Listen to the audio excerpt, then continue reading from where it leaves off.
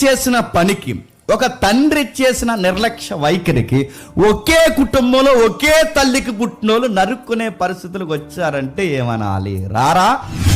Property కొరకు చంపేసుకున్న అన్నదమ్ములు లేరా? ఉన్నారు. ఆ నాన్న సంపాదించిన ఇల్లు ఒకటి ఉంటుంది, ఆ ఇల్లు ఏదైతే ఉందో అదో గది ఇదో గది, ఈ రెండు గదుల మధ్య వీళ్ళకి మధ్యలో బాగా ఉండండి. అప్పుడు కలిసి బాగానే జీవిస్తారు, నలుగురు అమ్మ నాన్న అన్నదమ్ములు అందరూ బాగానే ఉంటారు. ఈ అన్నదమ్ములు అందరి మధ్యకి తోకలు వస్తాయి. తోకలు ఎవరు చెప్పండి? వాడను ఆలోచి అంటారు, ఇదిగో ఎలా అంటారు. అనగానే వీడికి ఏం అర్థమవుతుంది? ఇది ఎలాగ ఉంటే మరి మనకు చాలా కష్టం అవుతుంది అంటే అంటే ఎలాగా అని అంటాడు.